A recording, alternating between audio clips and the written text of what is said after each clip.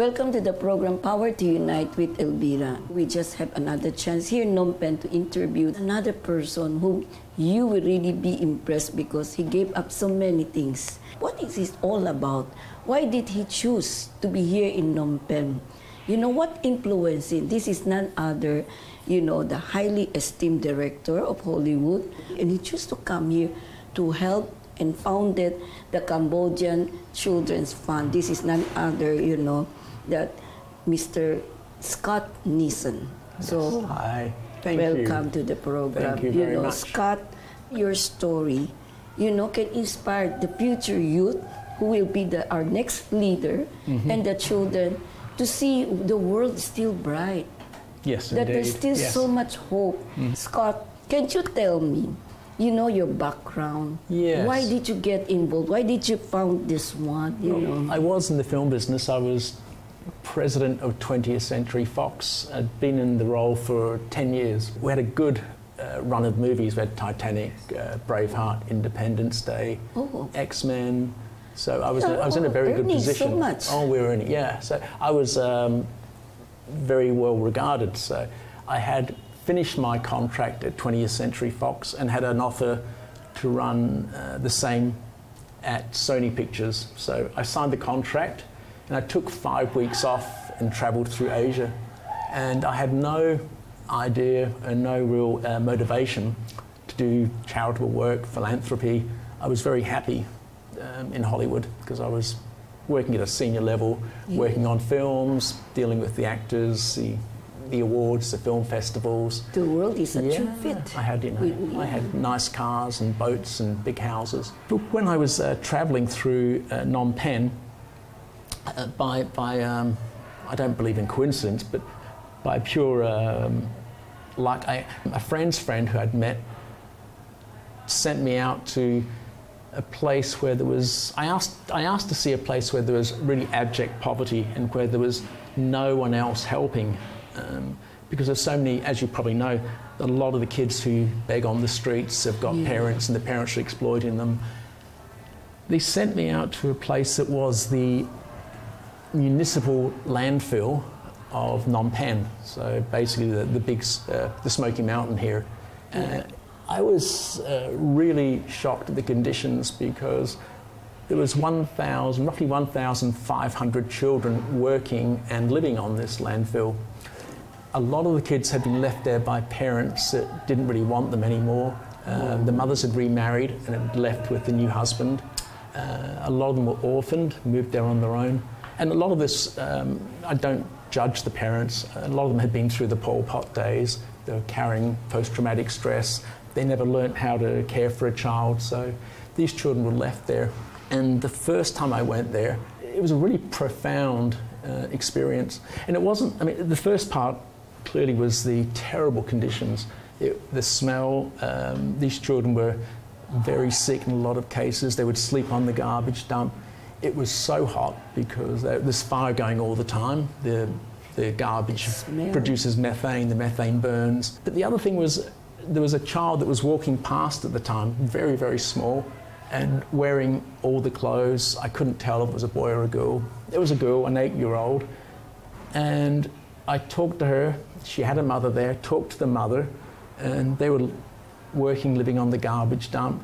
There was a younger sister who was 4 years old, who was extremely sick with typhoid, very, very sick. They couldn't afford the medical treatment. And it was a genuine mess, but with a translator there and a friend who I trusted, I took about an hour worth of discussions and I'd found a place for them to rent a room off the garbage dump for $10 a month. I'd set up a system where when I was gone, the girl could be registered in school. I would send over roughly $30 a month and that would pay for the schooling, the rent, food, and it worked out so well. But I got back to my hotel and it really struck me that I had in that 1 hour and for $30 a month, I'd profoundly changed the course of this child's life.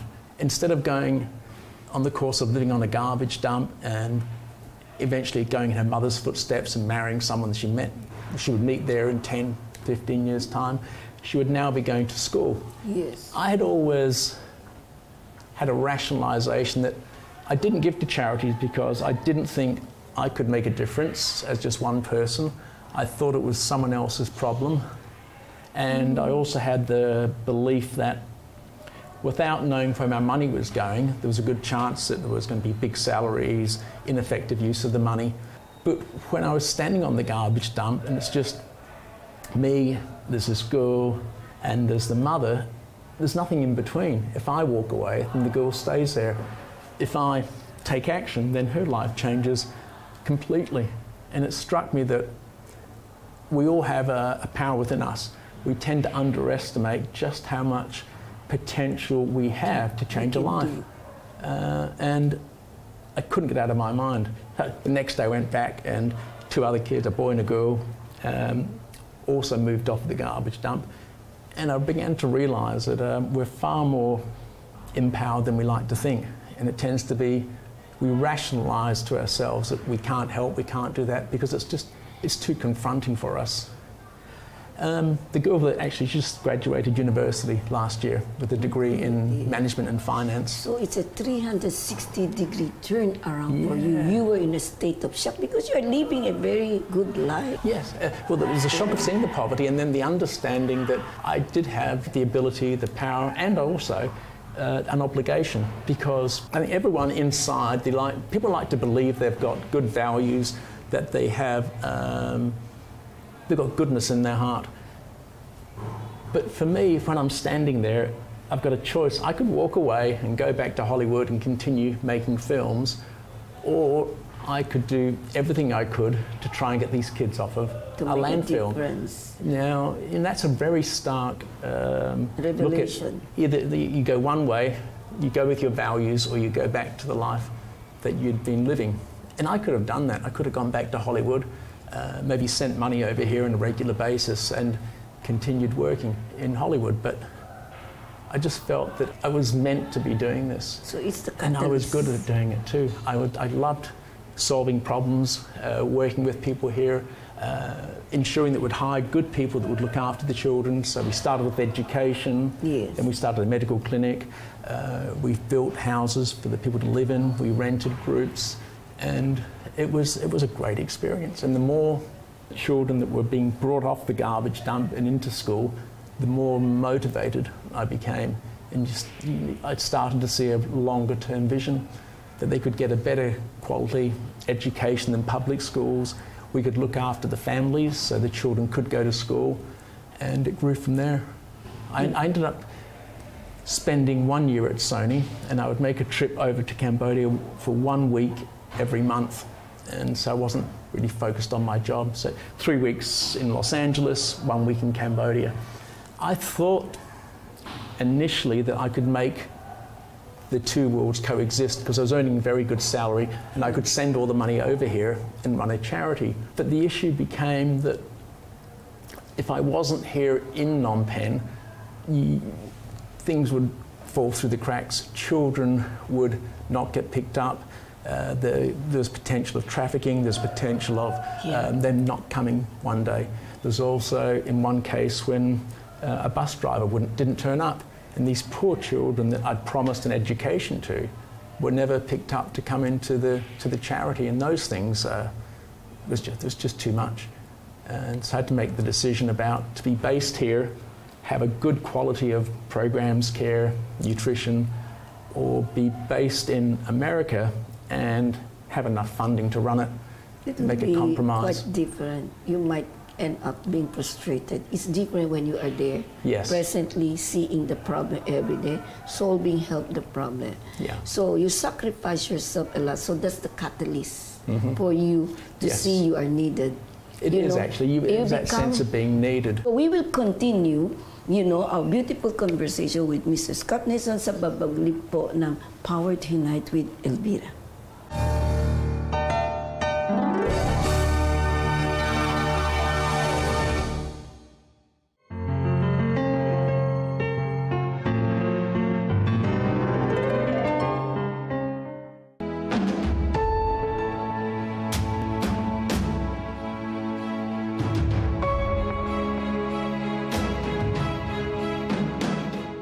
So Yeah. that's good. You founded this foundation because it's the one that now you know your vision, your idea, you can implement, just like you're doing in Mobi. And also those people who cannot obviously come to Cambodia, they've got families, the filmmakers have got a lot of responsibilities.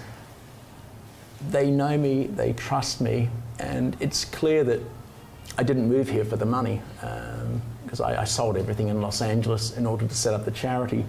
And so it gives, there's a gateway for those who wouldn't normally give to charities to be able to give, knowing that the money's going to someone they trust, they know that it's being well used. So it became a very good model for me, for the charity. And still, even now, still get some money from the filmmakers over there.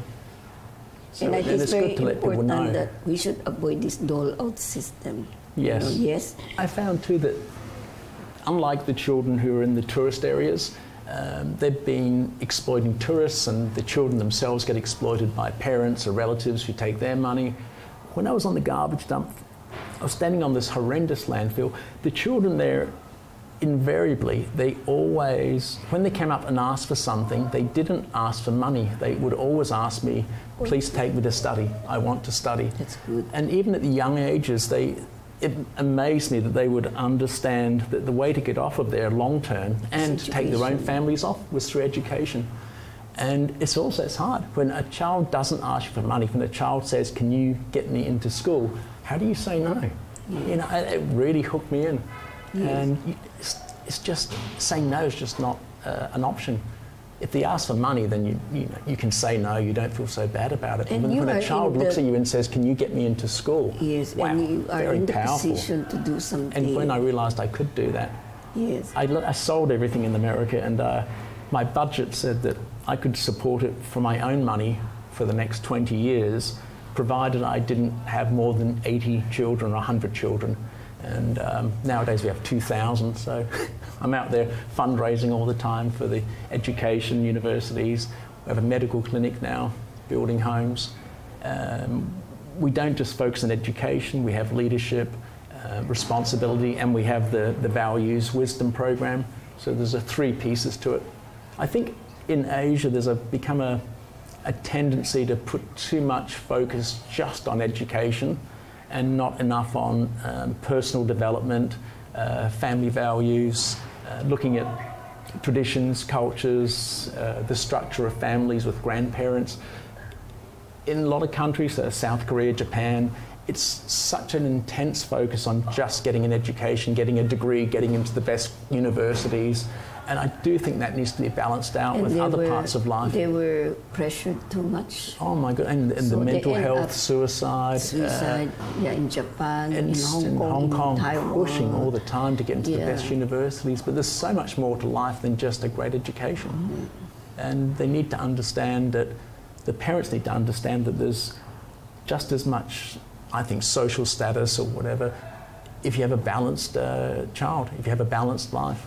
A lot of the kids we're bringing in, they came in after working on this landfill, goodness, since they were 4 or 5 years old.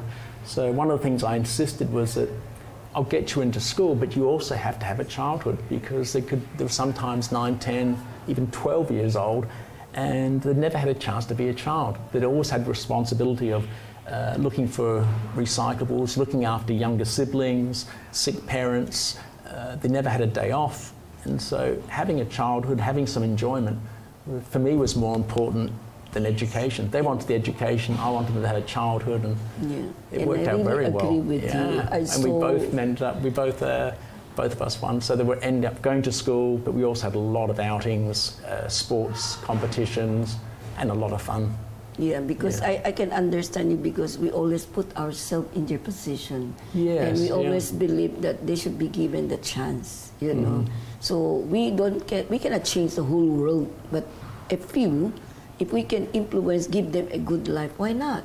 Absolutely. You know? So, but and it has to be balanced, though. You can't just focus entirely on education, or the kids themselves just focusing on social media.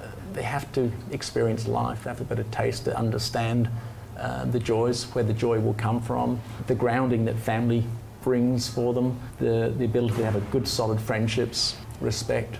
environment, community. The values, yeah. Yes. What is important? You are doing good things to help others. You know, there's an attempt. You see, But I think rather than not doing anything at all, you have the power in you. Why not use this power to bring something to help change the world in a very little way? You know, you have to. You have to make it. Do Yes. everything in your power to make it a better world. But the irony is that we put in place a program where our students, when they're in their teens, they look after a grandparent, a group of 3 or 4 14, 15-year-olds. They will look after a grandmother, which means checking up 3 times a week, building a relationship, rice, fresh water, making sure she's healthy. At the same time, the grandmothers will talk to the child about how things used to be back in the 60s, the structure of the family, the structure of grandparents, the traditions, the daily traditions, annual traditions, superstitions, everything that goes into, I guess, wisdom is the grouping of it. And I think that's essential to bring balance. And it was only just recently I realised that they need to be doing the same in America and Australia. The Western countries have lost that sense of wisdom because you have families now where the grandparents are put into retirement homes, then they bring in nannies to look after the children, and then you have both parents are working all the time, and there's no one to teach the children the values. There's also a benefit for the family too, because the grandparents have so much they can teach the grandchildren.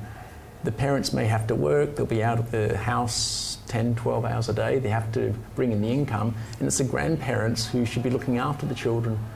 And it was, my dad, when he was alive, would come out here and the children adored him. He was in his 80s, he was so happy when he came out. When he was back in Australia, I would have meetings with the children, ages 10 to 14, and they asked me, when my father goes back to Australia, who looks after him? And I told them they lived in a retirement community. And they said, what's that? And I had to explain the retirement communities where the old people go there and we pay people to look after them. And it really upset a number of the Cambodian teens. Yeah. They thought that was terrible. It's not their world. No, and then someone else said, well, if the grandparents are living in a place on their own, who looks after the children when the parents are working? And I had to say, well, then we pay people to come in and work as nannies to look after the children. And I realised none of this was making any sense. It sounded so strange. And finally, one of the older kids said, the grandparents are here, and then you're paying people to look after the children. Who teaches the children about wisdom? And I thought, oh, you got me now. It was like checkmate. I said, I don't know. I said, I guess we don't value wisdom anymore. It's education, it's money, it's maybe status, but the concept of wisdom seems outdated. It seems old-fashioned, and don't you it shouldn't be. Embarrassed at the time when a child asks you, you are here helping us, yet you are not doing anything to your parents. Absolutely, you know? And then trying to explain it's something like it's a pretension, you know. No, and then so the you insanity answer, of paying someone to come and look after the children and paying someone to look after the grandparents. It sounded so illogical. So you have to explain this, our culture. They taught me better than I taught them. I learned so much. What is important is that don't follow the Western influence, the Western world. You it's know. hard. There's so many pressures too. Yeah. But the clothing, they want to get the new telephones. The millennial kids are pressured so much because I have seen my nephew listening to music. In front is the iPad and opening the television. I said, this is a scary world. How can he concentrate? He's like a device. And he was a very good boy. He grew up with me.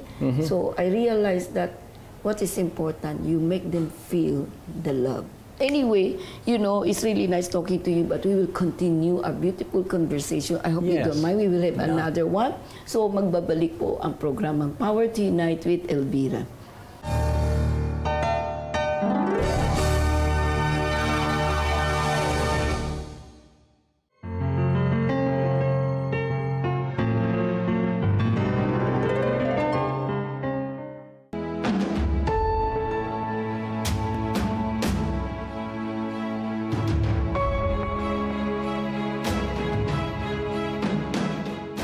So, Mr. Scott Neeson, thank you so much for sharing, you know, why you get involved, why you give up your beautiful career. As I was sharing, you know, my relationship with my nephew, whom I said, how can he survive in this, you know, technical, too much technology, you know.